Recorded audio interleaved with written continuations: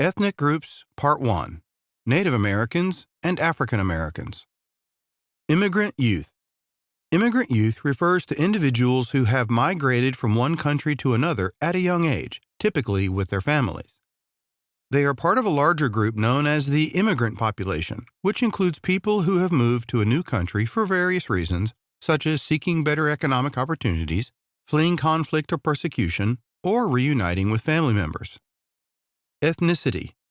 Ethnicity refers to a social grouping of individuals who share common cultural, linguistic, religious, or ancestral characteristics that distinguish them from other groups. It is a complex and multidimensional concept that encompasses various aspects of identity, including shared traditions, customs, beliefs, values, and experiences. Ethnicity is often associated with a sense of belonging and a shared heritage that can be passed down through generations. It is different from race, which typically refers to physical characteristics such as skin color, facial features, and hair texture. While race is primarily based on biological factors, ethnicity is more closely tied to cultural and social factors. Ethnicity can be self-identified, meaning individuals choose to identify with a particular ethnic group based on their own cultural background and experiences. At the same time, ethnicity can also be externally ascribed by society based on perceived characteristics or stereotypes. Educational attainment. Educational attainment refers to the level of education an individual has completed or achieved. It is a measure that quantifies a person's educational qualifications and the highest level of formal education they have attained. Educational attainment is typically measured by the completion of specific educational milestones or degrees. These milestones can include primary education, completion of elementary or primary school, which provides basic literacy and numeracy skills. Secondary education, completion of secondary or high school, which typically covers a wider range of subjects and prepares students for further education or entry into the workforce. Tertiary education, completion of higher education programs such as vocational training, community college, undergraduate degrees, e.g. bachelor's degrees, and postgraduate degrees, e.g. master's or doctoral degrees. Tertiary education provides specialized knowledge and skills in specific fields of study. Educational attainment is often used as an indicator of an individual's educational achievement and can be associated with various socioeconomic outcomes. Higher levels of educational attainment are generally correlated with increased job opportunities, higher earning potential, better career prospects, and improved social mobility. It can also be linked to improved health outcomes, lower rates of unemployment, and greater civic engagement. Measuring educational attainment at the population level allows for the assessment of educational trends, disparities, and the overall educational profile of a given society or demographic group. It helps policymakers, researchers, and institutions understand the educational needs of a population, identify gaps in access and attainment, and develop strategies to promote educational opportunities and equity. Research and studies have shown that immigrant youths and adults who maintain their ethnicity tend to have higher educational attainment compared to their non-immigrant counterparts. This success can be attributed to various factors, such as the emphasis on education within many immigrant communities, strong family support, and a motivation to succeed in their new country. Immigrants often value education as a means of upward mobility and improving their opportunities in their adopted country. They may also bring with them cultural values that prioritize educational achievement and hard work. Global economic system. The global economic system refers to the interconnected network of economic activities and relationships that exist among countries and regions around the world. It encompasses the production, distribution, and consumption of goods and services, as well as the flow of money, capital, and resources across national borders. Key components of the global economic system.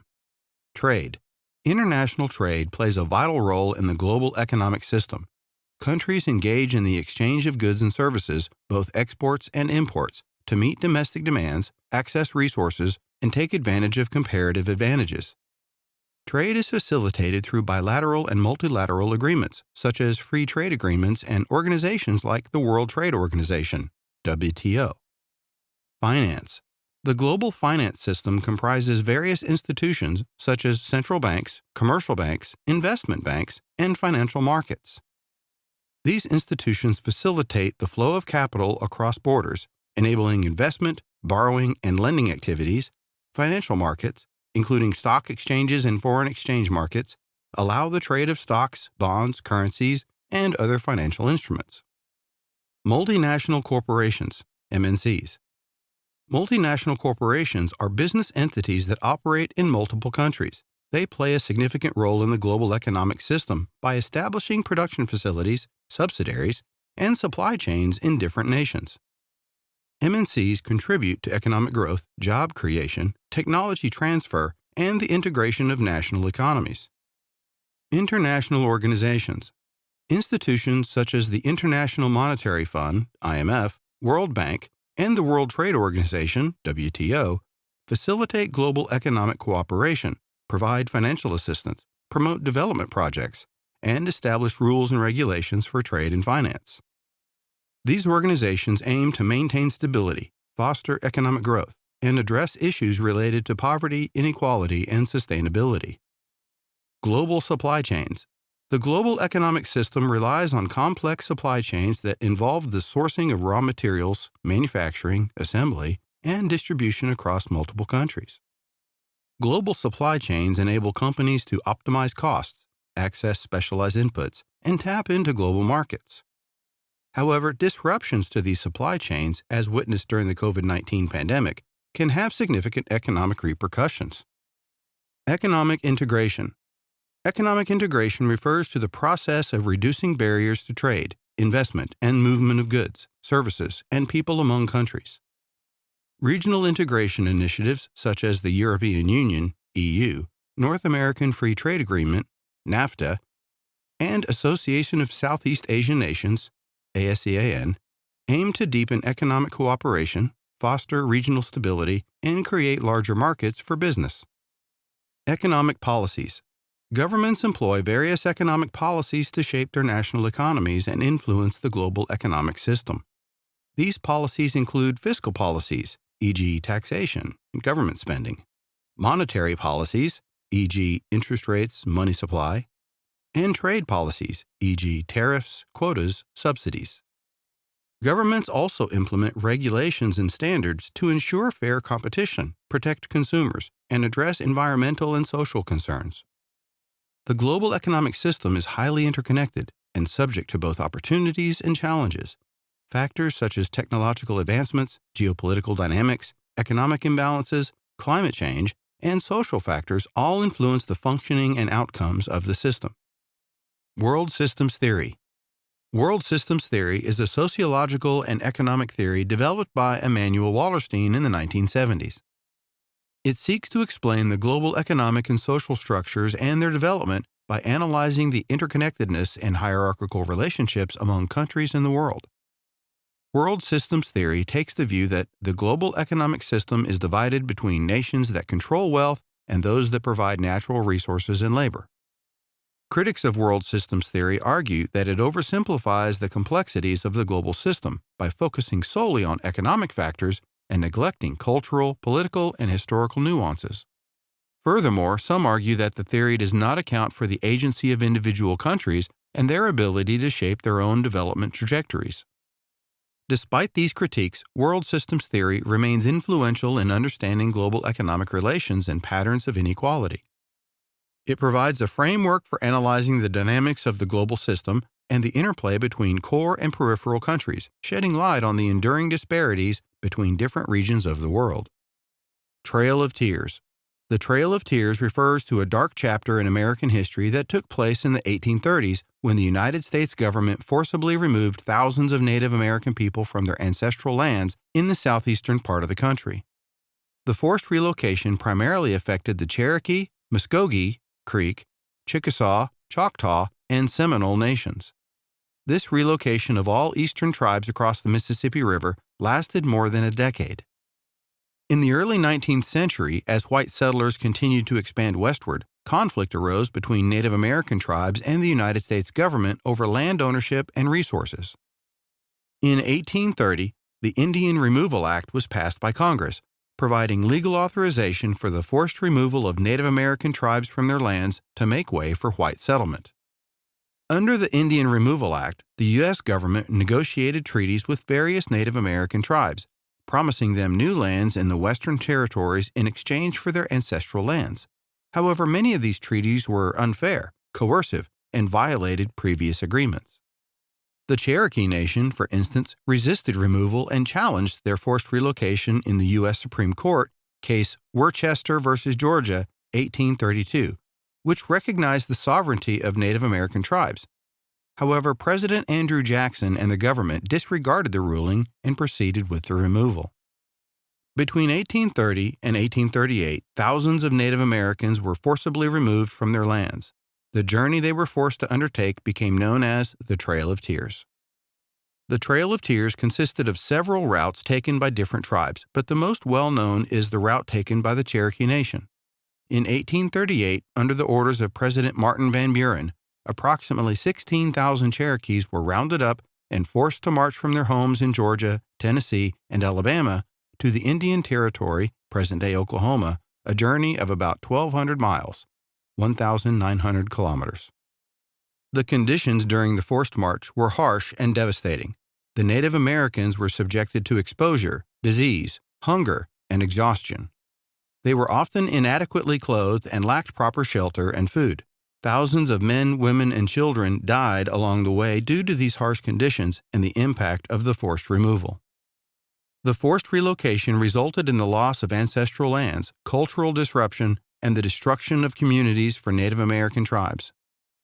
Many of the lands they were relocated to were less fertile and lacked resources, further exacerbating their hardships. In the decades that followed, Native Americans faced continued challenges, including the erosion of tribal sovereignty, loss of cultural heritage, and further land dispossession. It was not until the mid-20th century that efforts for Native American rights and recognition began to gain momentum. The Trail of Tears stands as a tragic and painful reminder of the injustices and hardships inflicted upon Native American tribes during the westward expansion of the United States. It serves as an important historical event that highlights the need for understanding, recognition, and reconciliation regarding the experiences of indigenous peoples in the United States. Pan-Indianism.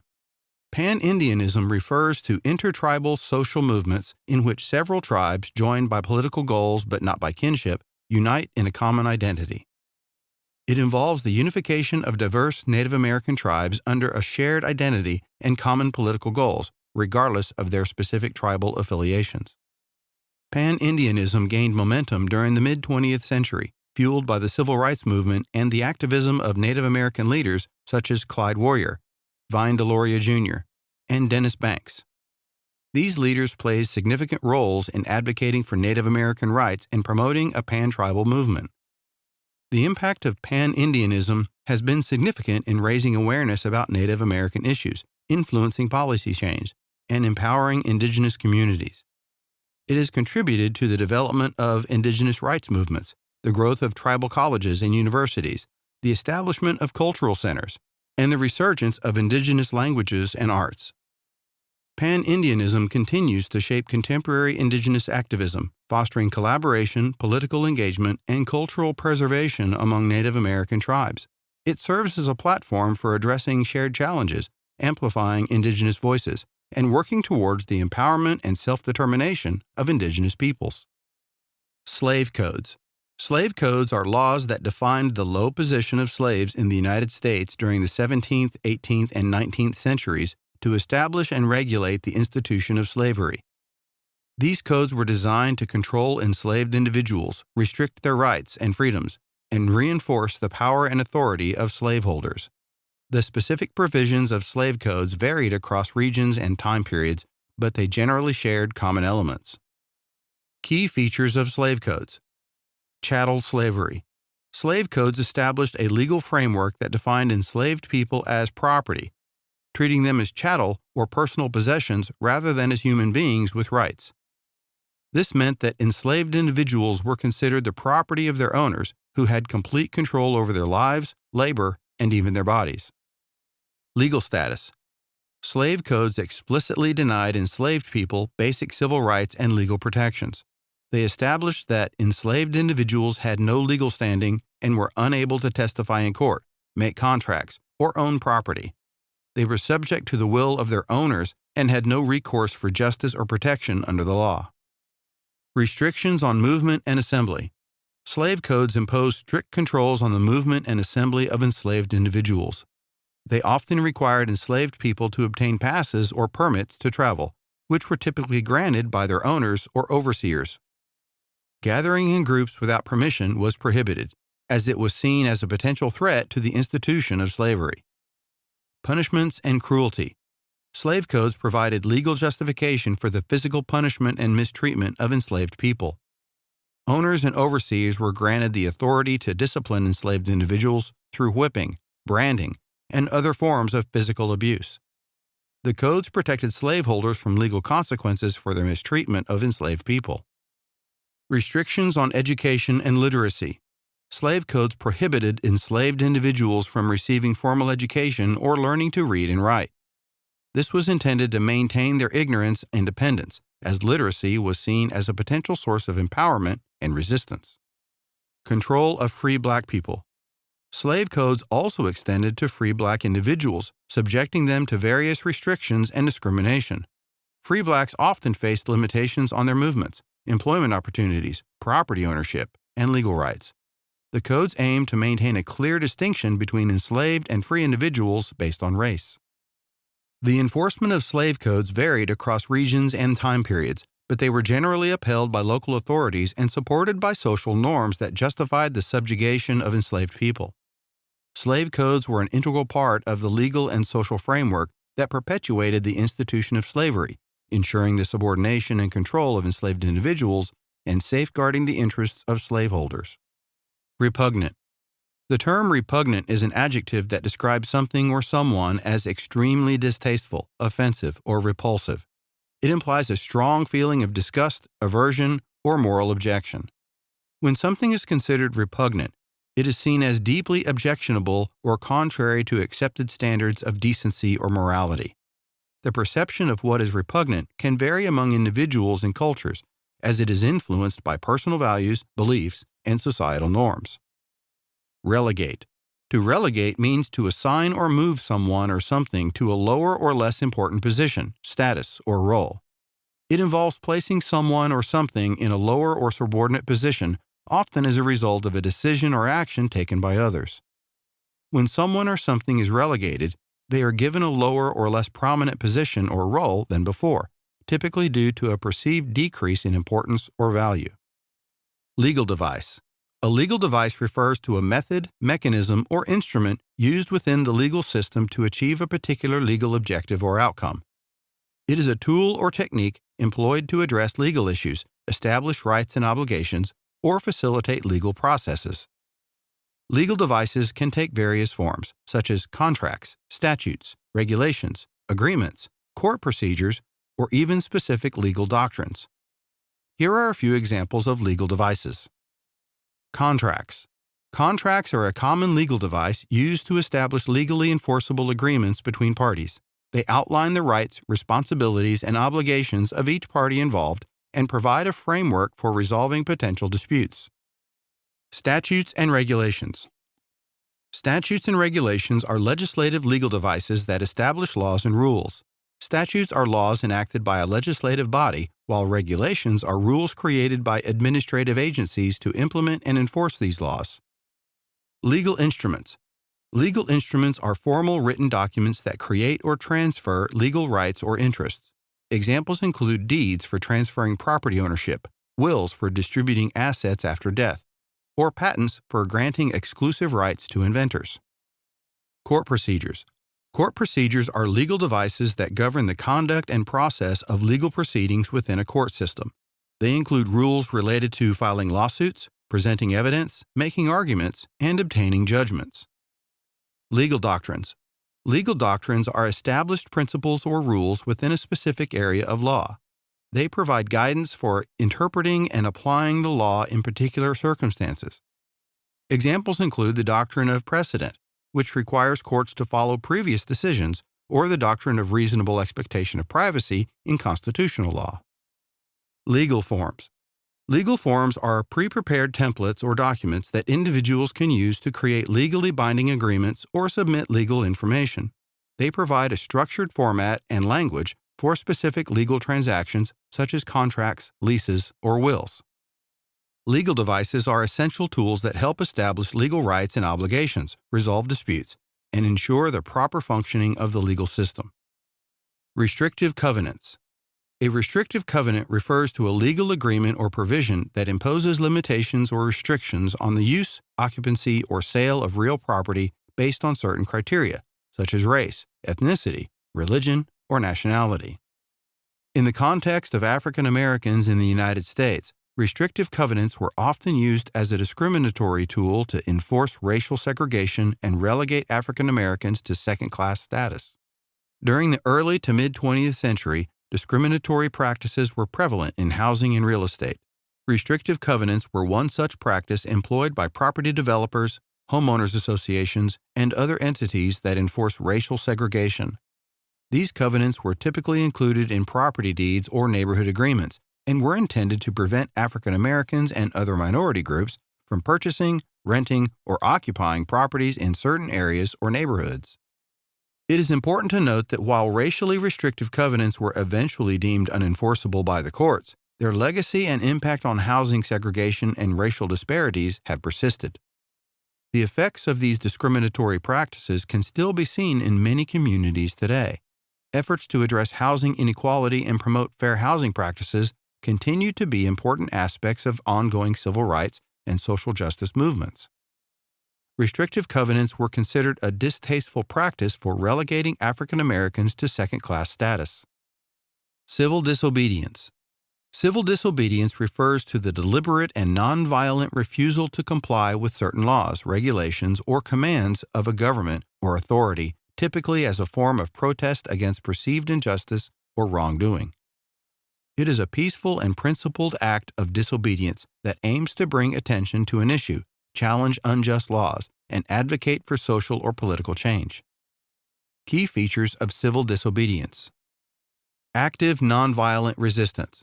Civil disobedience is rooted in nonviolence. It involves peaceful actions and tactics such as sit-ins, protests, marches, boycotts, or acts of symbolic disobedience. Participants consciously choose nonviolence as a means to convey their message and maintain moral integrity. Conscientious objectors.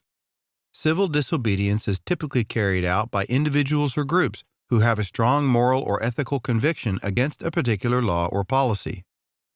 They believe that the law or action they are opposing is unjust, discriminatory, or against their principles, and they are willing to accept the legal consequences of their actions. Public awareness and impact. The aim of civil disobedience is to raise awareness and generate public attention and discussion about an issue. Participants seek to bring attention to social injustices, human rights violations, or other grievances that they believe are not adequately addressed by existing legal and political systems. Respect for rule of law. While civil disobedience involves breaking specific laws, its practitioners generally respect the overall importance of the rule of law. They see civil disobedience as a way to challenge specific unjust laws or policies in order to improve society and uphold their higher moral or ethical principles. Acceptance of legal consequences. Civil disobedience involves a willingness to accept the legal consequences of one's actions. Participants understand that they may face arrest, fines, imprisonment, or other legal repercussions as a result of their acts of disobedience. By accepting these consequences, they seek to highlight the injustice of the law they are challenging. Historical examples of civil disobedience. Historically, civil disobedience has played a significant role in social and political movements. Prominent examples include Mahatma Gandhi's campaign for Indian independence through nonviolent resistance, the civil rights movement in the United States led by figures like Martin Luther King Jr., and the anti-apartheid movement in South Africa under the leadership of Nelson Mandela. Legal and ethical considerations. Civil disobedience raises important legal and ethical considerations. While it may challenge existing laws, it is often seen as an expression of democratic dissent and a mechanism for social change. However, opinions on social disobedience can vary, and its legitimacy is subject to debate, as it involves intentionally breaking the law to achieve a desired outcome. Overall, civil disobedience is a form of protest and activism that emphasizes nonviolence, conscientious objection, and the willingness to face legal consequences for the sake of promoting justice, equality, and societal progress. Violations of slave codes. Violations of slave codes refer to instances where enslaved individuals or others defied or disobeyed the laws and regulations that governed the institution of slavery. These violations could take various forms and were often seen as acts of resistance against the oppressive system of slavery. While the consequences of such violations were severe and punishments were harsh, individuals still took risks to challenge the status quo and assert their humanity. Examples of violations of slave codes. Escape and runaways. One of the most common violations was enslaved individuals running away from their owners in an attempt to gain freedom. These escapes were often difficult and dangerous, as individuals had to navigate unfamiliar territories, avoid capture, and find assistance along the way. Underground railroad networks and assistance from sympathetic individuals played a significant role in aiding runaways. Gathering and communication. Slave codes often restricted the gathering of enslaved individuals without the presence or permission of their slave owners. Violations occurred when enslaved people would secretly gather for religious or social purposes, sharing stories, traditions, and ideas. Communication and the sharing of information among enslaved individuals helped foster a sense of community and resistance. Learning to read and write. Slave codes generally prohibited enslaved individuals from being educated or learning to read and write. Despite the risks involved, some enslaved people sought opportunities to acquire literacy skills in secret. This allowed them to communicate, share information, and gain knowledge that could be used for personal empowerment and resistance. Acts of sabotage and slowdowns. Enslaved individuals sometimes engaged in active sabotage or slowdown to resist their forced labor. This could involve intentionally breaking tools, damaging crops, or intentionally working at a slower pace. Such actions aimed to disrupt the economic interest of slaveholders and assert a level of control over their labor. Assisting others. Violations of slave codes also occurred when individuals outside the enslaved community, such as sympathetic white abolitionists or free African Americans, provided assistance to enslaved individuals seeking escape or resisting their conditions. These acts of assistance, such as providing shelter, food, or guidance, were crucial in supporting escape attempts and challenging the institution of slavery. Consequences of violations. Violations of slave codes carried severe consequences. If caught, enslaved individuals faced punishments such as whipping, branding, imprisonment, mutilation, or even death. Slaveholders and local authorities were determined to maintain control and suppress acts of resistance, making enforcement of the codes harsh and punitive. The impact of resistance. Despite the risks and consequences, acts of resistance and violations of slave codes were essential in challenging the institution of slavery. They demonstrated the resilience and determination of enslaved individuals, undermined the legitimacy of the system, and contributed to the growing abolitionist movement.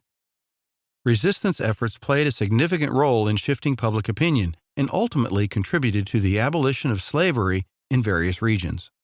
It is important to recognize the bravery and resilience of those who defied slave codes, as their acts of resistance were crucial in the fight for freedom and equality. Segregation. Segregation refers to the enforced separation of individuals or groups based on characteristics such as race, ethnicity, religion, or social status. It involves the division of people into distinct physical spaces, institutions, or social spheres, often resulting in unequal access to resources, opportunities, and privileges. Tracking. Tracking is a method of dividing students into different classes or academic tracks based on their perceived abilities or achievement levels. This practice can lead to the concentration of students from similar backgrounds or academic levels in certain classrooms, which can reinforce and perpetuate existing patterns of segregation. Tracking intensifies segregation when practiced in schools, especially in the middle and higher school levels. Acting white. Acting white is a term that's used to describe a perceived behavior where individuals, typically from minority backgrounds, adopt or prioritize behaviors, mannerisms, or interests that are considered more in line with a dominant or mainstream culture, which is often associated with white culture. This term suggests that individuals who engage in such behaviors are attempting to distance themselves from their own racial or ethnic identity in order to assimilate or gain acceptance from the dominant group. The concept of acting white is highly controversial and has been widely criticized for perpetuating stereotypes and promoting harmful generalizations about individuals and their cultural identities.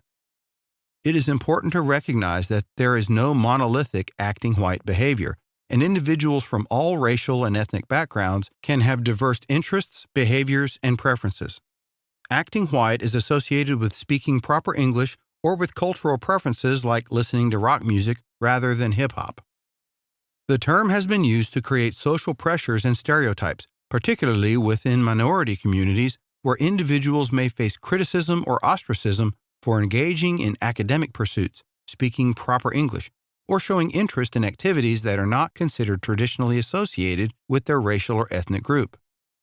This pressure can lead to a culture of anti-intellectualism or discourage academic achievement, as individuals may fear being labeled as acting white and face social consequences. It is crucial to approach discussions on this topic with sensitivity, as the concept of acting white is an oversimplification that fails to recognize the diversity and complexity of individual experiences and cultural identities. Victim discounting. Victim discounting is a social phenomenon that involves downplaying or minimizing the experiences, suffering, or harm endured by victims of certain events or circumstances. It often occurs when individuals or society as a whole attempt to rationalize or diminish the impact of the victim's experience, often due to various underlying biases or social dynamics. Victim discounting can occur in relation to different forms of victimization, including but not limited to crime, discrimination, or trauma. The term victim discounting highlights the tendency to devalue or discount the credibility, agency, or worth of victims, which can have detrimental effects on their well-being and the pursuit of justice. This phenomenon is influenced by various factors, such as societal stereotypes, prejudices, and preconceived notions that may shape people's perceptions of victims and the validity of their claims. In other words, society has the tendency to view crime as less socially significant if the victim is viewed as less worthy. Social mobility.